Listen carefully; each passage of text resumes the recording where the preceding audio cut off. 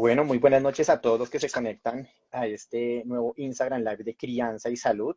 Hoy nos está acompañando el doctor Elix Ramos, gerente médico de vacunas pediátricas de GSK. Doctor Elix, muy buenas noches, ¿cómo está? Muy buenas noches, Cristian. ¿Cómo estás tú? Gracias por esta invitación y por este espacio.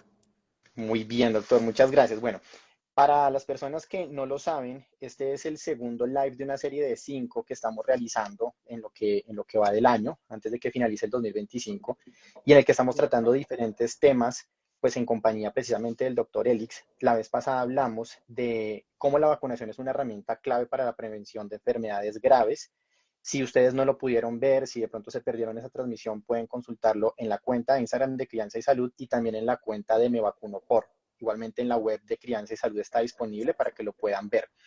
Y bueno, doctor, pues vamos como entrando en materia y es que, bueno, el tema de la meningitis. Hoy vamos a hacer una introducción a la meningitis. Yo creo que la meningitis es una cosa que todos hemos escuchado alguna vez. Alguien dijo yo lo tuve o lo hemos visto en un comercial o lo hemos leído en alguna parte, pero digamos que realmente puede que haya mucho desconocimiento realmente qué es, cómo funciona, de qué manera opera, digamos, este tema. Y nos llama mucho la atención, sobre todo para hablarles de crianza y salud a los padres de familia, porque nos parece que es un tema clave que lo conozcan. Hablando de cifras muy concretas, solamente en el 2021 hubo un reporte de 214.000 muertes en el mundo, y esto la ubica como una de las 5 enfermedades infecciosas que ha causado más muertes en niños menores de 5 años. O sea, hablamos de una tasa de letalidad ya bastante grande.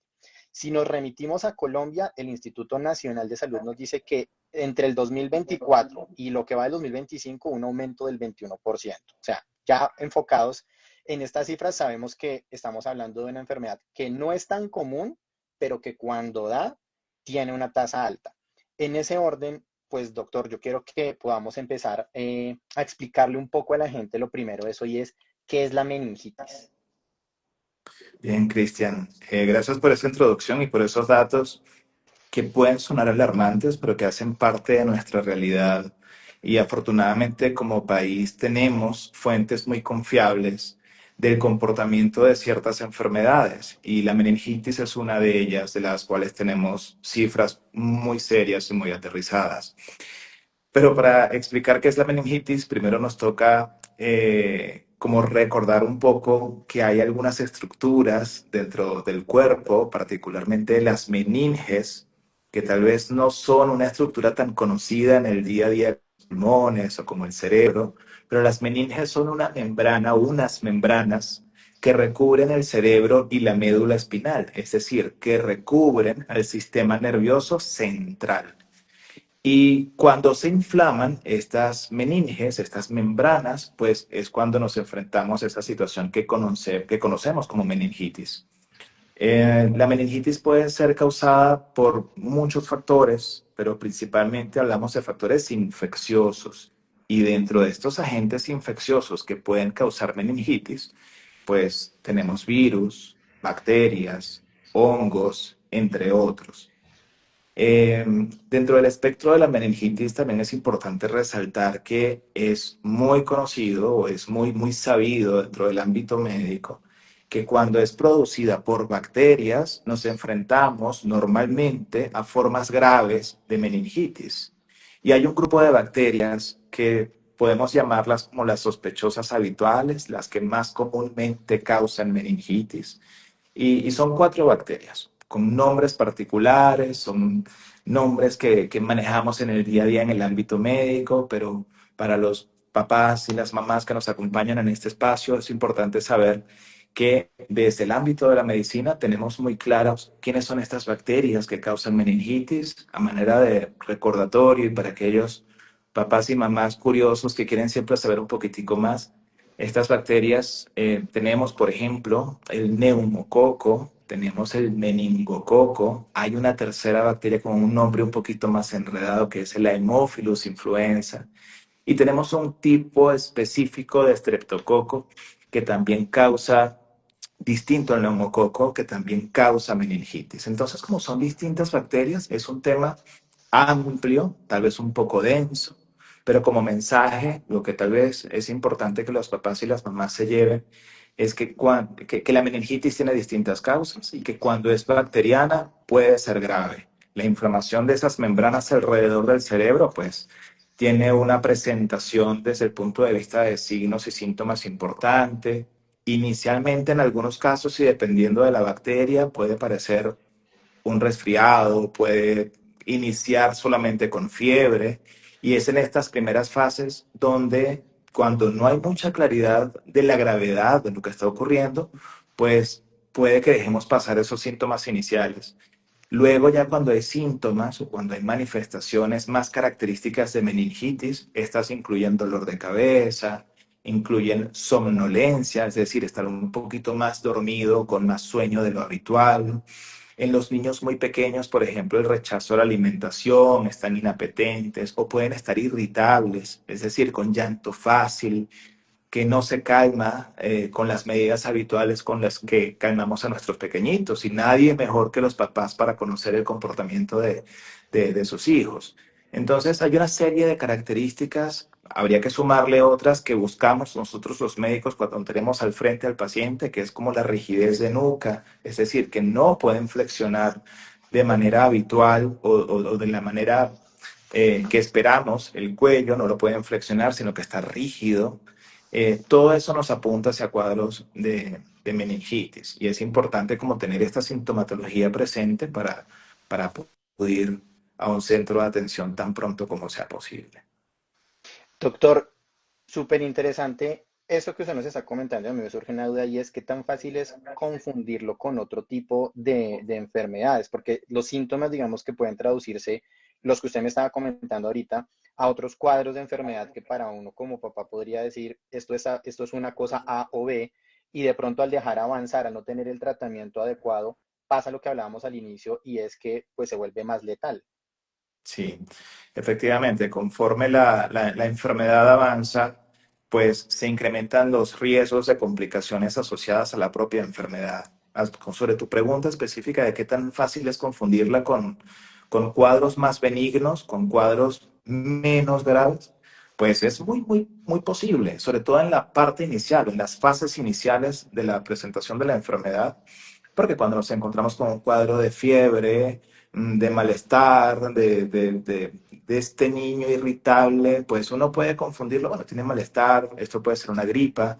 Ya después yo creo que cuando hay signos de alarma, ya muchos padres pueden estar sensibilizados a que el niño no se está comportando de manera adecuada, de manera habitual, rechazando el alimento, o llora mucho y está muy irritable, o al contrario, está aletargado. Por aletargado me refiero a está que no responde mucho a estímulos, está somnoliento, cuesta que reaccione.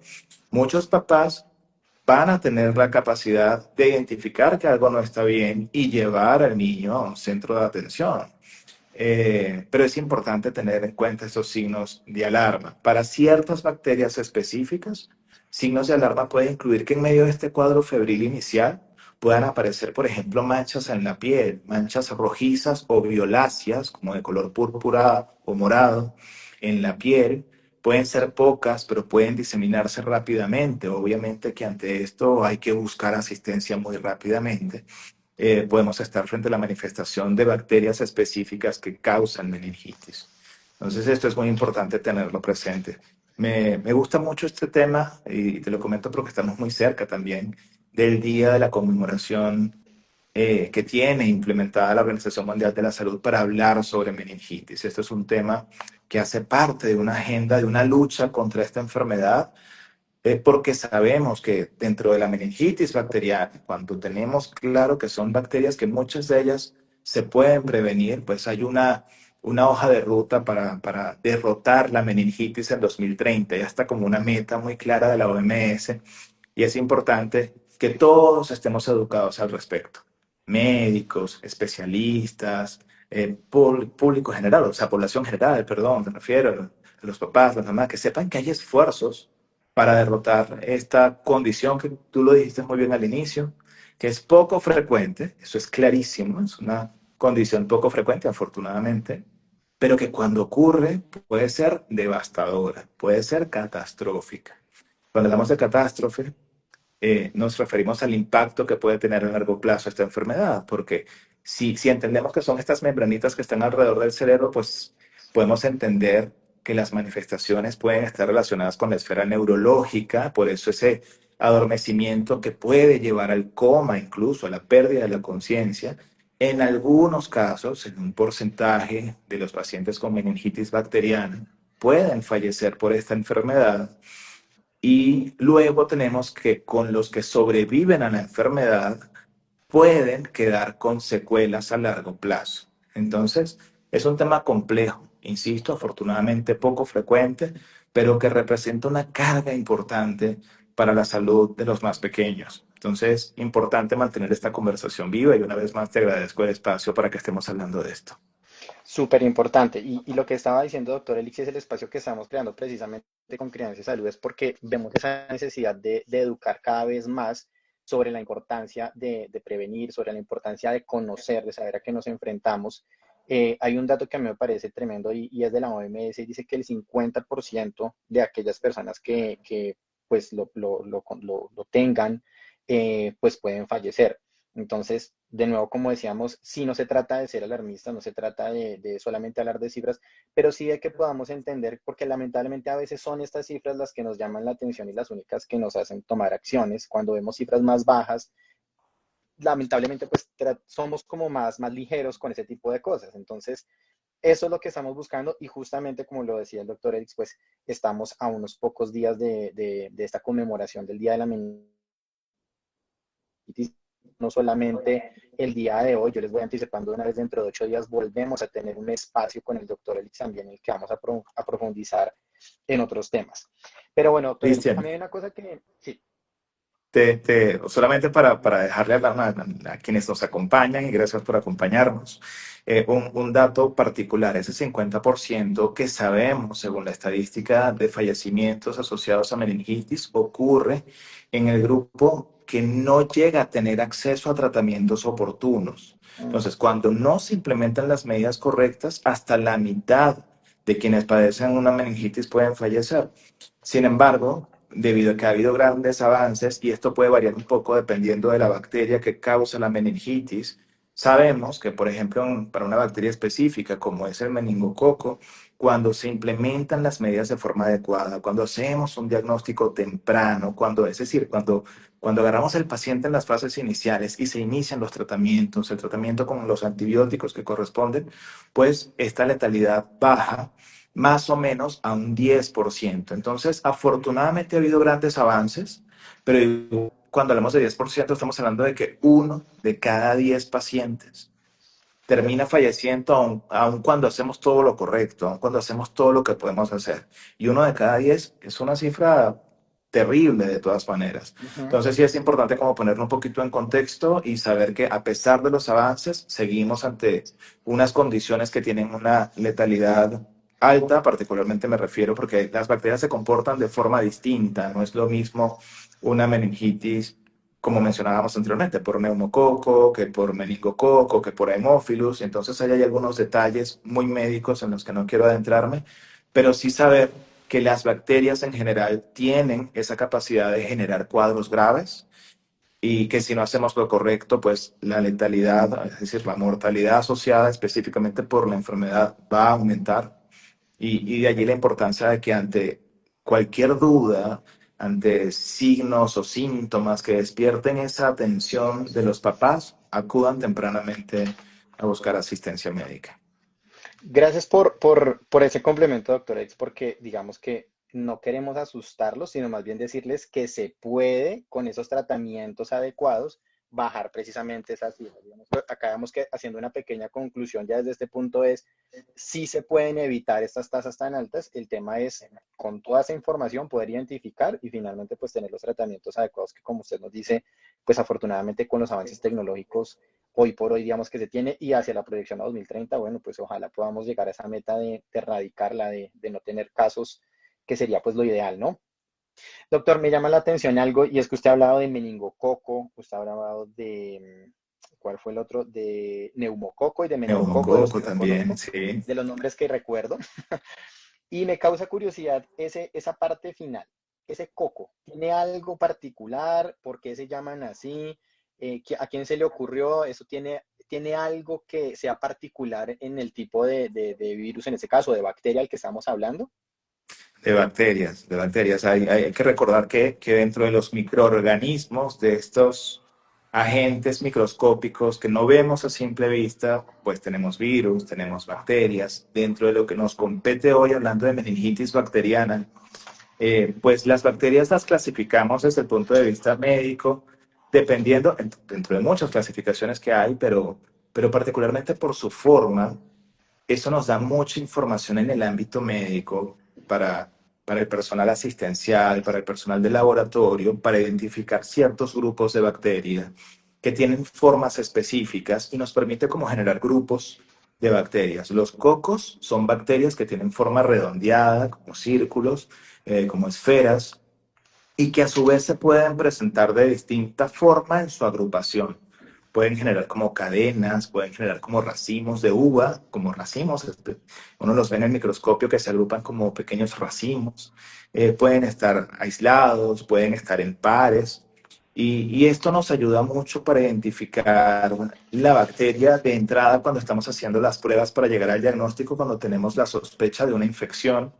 Pues tomamos muestras de distintas partes del cuerpo, puede ser de sangre o de algún tejido en particular, lo revisamos con unas coloraciones, eso es un tema muy de laboratorio, pero cuando vemos en el microscopio la bacteria, cuando tiene esta forma, ya sabemos que estamos frente a un coco, y eso nos ayuda mucho en el pensamiento médico como para aproximarnos ante qué bacteria estamos. Entonces, tal vez el mensaje para quienes nos acompañan es que más allá de saber qué es un coco, sepan que esto tiene importancia desde el ámbito médico para ayudarnos a entender a qué bacteria nos enfrentamos. Y eso, el haber clasificado las bacterias, hay otras, hay un grupo de música muy chévere que se llama Bacilos, seguro muchos lo recuerdan. Bacilos son un tipo de bacteria distintos a los cocos que tienen forma como de bastoncitos, como formas un poquito más alargadas. Entonces, clasificar las bacterias por grupos, en bacilos, en cocos, nos ayuda mucho en el proceso de diagnóstico y eso agiliza mucho también la posibilidad del razonamiento médico cuando nos enfrentamos a una infección. Buenísimo. Yo creo que son datos que no son solamente, digamos, como para el espectro médico, o sea, solo para el profesional, sino interesante que realmente un papá, una mamá, un cuidador pueda entender realmente, pues, cuál es la composición, ¿no? Realmente incluso muchas veces nos pasa que cuando vamos al médico no entendemos mucho de lo que nos están diciendo, una lectura de un examen, y no nos atrevemos a preguntar porque creemos que eso solamente lo debe tratar y saber el médico y realmente esta información nos ayuda pues para profundizar, para compartirle a otros. No esperamos, por supuesto, que se nos presenten casos, pero si sucede que por lo menos nosotros podamos ayudarle a otros y decirles, tal vez eso que tiene su hijo o que tiene su familiar es una meningitis bacteriana, ¿por qué no acudir? Y esto es lo que nos va a ayudar. Pronto no pasa en casa, pronto ni siquiera tenemos hijos nosotros, pero sí tenemos un familiar que los tiene y pues qué bueno poder conocer esta información. Punto Doctor, súper clave, Cristian. Solamente para complementarte algo allí, qué bueno que los papás se sientan con la confianza con su médico tratante, con el pediatra, de generar conversaciones de valor, que no se vayan del consultorio con dudas, porque yo creo que en la medida que tengamos una comunicación más fluida, que el médico, todos entendemos que quienes llegan a nuestro consultorio llegan en una situación de vulnerabilidad porque estás buscando asistencia para alguna dolencia, para algo. Entonces es importante que el médico entienda que quien está llegando requiere información, información que sea comprensible, que podamos adecuar el lenguaje, que podamos adecuar nuestra explicación para que de verdad llegue, porque podemos usar muchos tecnicismos y si la información no está llegando, pues puede que ese papá o esa mamá se estén yendo del consultorio con muchas dudas, a pesar de haber estado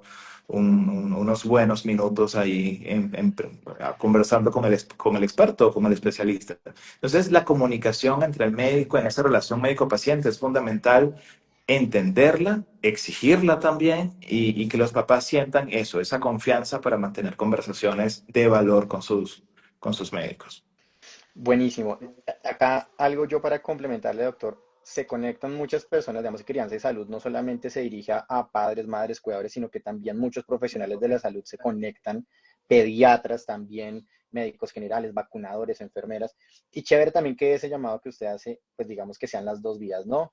Motivar mucho a nuestros profesionales de la salud que sabemos que hacen un excelente trabajo, Total. pero para que también con esta información, digamos, estén más retados y motivados a decir, bueno, si el papá no me pregunta por esto, pues yo le voy a contar de todas formas, pero el papá también, que el papá no se sienta. A veces lo que nos pasa en la consulta es que vamos sí señor, asentamos, ¿no? Lo que nos dicen, pero se nos quedan muchas cosas y cuando salimos de consulta decimos, ay, yo hubiera preguntado tal cosa. Entonces, no sé, si hoy a usted le están surgiendo dudas, papá o mamá, de algo de lo que estamos hablando, anótelo, de verdad anótelo y llévelo y en su siguiente consulta dígale, oiga, yo escuché al doctor Elix Ramos hablando de esto y me generaron un montón de dudas y quiero saber y entender mucho más del tema, porque igual este es un espacio pues que tratamos de abarcar la mayor cantidad de cosas posibles, pero sigue siendo un espacio pequeño y pues a cada quien le van a surgir unas dudas más concretas, ¿no? Nosotros sacamos como unas pinceladas sobre lo que consideramos que puede ser para llamar la atención.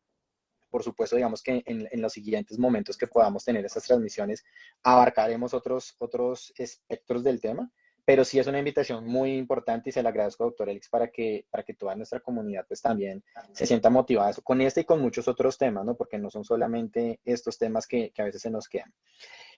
Doctor, bueno, ahorita al inicio yo hablé de unas cifras y hablamos de que pues es una de las enfermedades a nivel mundial, una de las 5 que más, pues digamos que le da a los niños menores de 5 años. ¿Cómo es el panorama en Colombia? Tenemos algunas cifras, de pronto algunos datos que usted nos pueda compartir, especialmente sobre la meningitis bacteriana, que podamos también como contarles para que también, digamos, que ahondemos un poco, no quedarnos solo con esa cifra que yo les comentaba. Sí, sí. Afortunadamente Colombia tiene un sistema de reporte y de registro y es información pública. El Instituto Nacional de Salud hace un trabajo por transparentar cifras de distintas enfermedades y en el caso específico de meningitis bacteriana tenemos reportes periódicos que nos cuentan cómo es el comportamiento de esta enfermedad. A grandes rasgos, más allá de los datos mundiales que nos compartías al inicio, Cristian, te puedo decir que en Colombia, en lo que ha transcurrido de año, llevamos más de 1.000 casos reportados o notificados de meningitis bacteriana en general, de los cuales se han confirmado casi 550 casos. Entonces, hacemos un reporte desde lo médico, desde la identificación del paciente, cuando tenemos sospechas, esos son esos más de 1.000 casos que comento, y luego se hace un proceso de confirmación y tenemos casi 550 casos a hoy de enfermedades que muchas de ellas, no voy a decir todas, pero muchas enfermedades bacterianas son en principio prevenibles. Entonces es un panorama para prestarle atención porque hay medidas para prevenir este tipo de enfermedades bacterianas que es importante conocerlas, pero el dato en sí mismo es llamativo. Como decíamos anteriormente, la idea no es alarmar, sino que sepamos que la enfermedad, tú lo mencionabas también al inicio, hemos escuchado hablar de ella, algún familiar puede haber dicho algo, algún conocido, o lo hemos visto en noticias, porque también cada vez creo que se habla un poquito más de la meningitis en términos generales. Eh, pero importante saber que existe, que si ocurre, que Colombia tiene datos de la ocurrencia de esta enfermedad y que tal vez como dato grande, esos más de 1.000 casos notificados de los cuales se han confirmado a hoy, de lo transcurrido en 2025, casi 550 casos confirmados de meningitis bacteriana en general, indistintamente de la bacteria que le está causando, tienen que llamarnos la atención y recordar, oiga, esto sí está dando, esto sí ocurre, prestémosle atención. Bueno, buenísimo. Chévere, me parece interesante el tema del seguimiento, digamos que a veces también, pues por supuesto desde el desconocimiento no sabemos qué seguimiento le están haciendo y como usted comenta, doctor Elix, los sistemas pues que lo hacen y ese seguimiento para poder identificar, por ejemplo, esos casos, como usted decía, de 1.000 a 500 que igual sigue siendo una cifra grandísima, pero pues también el tema de que a veces son cosas que pues se descartan para identificar si realmente son o no casos efectivos. También como se dice, casos que pueden haber sido prevenibles cuando, pues lamentablemente, digamos que se diagnostican tal vez en etapas más avanzadas. Sí, Doctor Elix, correcto. pues por hoy se nos acaba el espacio, el tiempo, pero yo quiero agradecerle mucho porque es una información muy valiosa, información que conforme nosotros vamos también nos abre la visión hacia otro tipo de enfermedades o de cosas que realmente tenemos que tratar y que ayuda mucho a, como lo digo siempre, el papá, la mamá, el cuidador, a esos abuelos, a tíos, no sé, a incluso instituciones que están a cargo de niños para que entiendan que estas cosas hay que prestarles atención, que no tenemos que esperar a que tengamos cifras que lamentar. Un solo caso ya es una cifra para lamentar. Nunca vamos a hablar Correcto. de que un niño o una persona que muere es poco, una vida y especialmente cuando hablamos de una vida que se pudo haber salvado con algo que tenía tratamiento. Entonces, gracias, doctor Elix. De verdad, es un espacio súper importante para nosotros. Yo anticipo, pero le quiero dejar también a usted que nos haga la invitación a lo que podemos tocar dentro de 8 días. De una vez, súper invitados. Si ustedes se conectaron ahorita, esto va a quedar publicado a partir de mañana, pero de una vez agéndense porque dentro de 8 días vamos a volver a encontrarnos para seguir hablando de meningitis. Cristian, un último comentario de mi parte, tomando una idea que acabas de dejar, que son enfermedades que obviamente son lamentables cuando se llevan una vida, toda vida es valiosa en sí misma. Y el mensaje también es que más allá de que todas tienen tratamientos, muchas de ellas se pueden prevenir, podemos evitar que ocurran. Es decir, no hay que esperar que ocurra para implementar un tratamiento. Lo ideal es que no ocurran, sobre todo cuando hay estrategias efectivas de prevención. Cosas tan sencillas que aprendimos en pandemia, por ejemplo, el lavado frecuente de manos. Es algo que no podemos dar, es algo que todos podemos implementar en nuestro día a día, lavado frecuente de manos. No compartir utensilios de uso personal. Son estrategias tal vez específicas para ciertas bacterias. Puedo estar refiriendo en este momento a meningococo, por ejemplo. Entonces es importante para prevenir ciertas bacterias que causen meningitis no compartir utensilios personales, de uso personal, evitar aglomeraciones, evitar condiciones de hacinamiento, de convivencia tan estrecha. Y adicionalmente recordar que para muchas bacterias que causan meningitis bacteriana también hay vacunas que pueden prevenirlas. Y la invitación ahorita es tengan esta conversación que sea de valor con su médico tratante, con su pediatra. Los pediatras en Colombia tienen la posibilidad y capacidad de tener conversaciones de valor sobre este tema. Entonces la invitación es hablar sobre estas enfermedades y qué hacer para estar preparados ante los datos que compartimos. Gracias, Cristian, por el espacio y yo quedo muy pendiente para una próxima oportunidad. Claro que sí, doctor. Lo último, invitarlos también a que sigan la cuenta de Me Vacuno por, ahí hay bastante información de cómo prevenir enfermedades con la vacunación, que ese es un tema que sigue siendo con muchos mitos y muchas cosas. Me Vacuno por les va a ayudar bastante también a entender, ¿no? La vacunación, que es una de las mejores estrategias para salvar vidas. Doctor Elix, muy buenas noches y pues nos encontramos la próxima semana, nuevamente 7:30, para seguir hablando de meningitis. Claro que sí, Cristian, que esté muy bien. Un gusto. Hasta luego.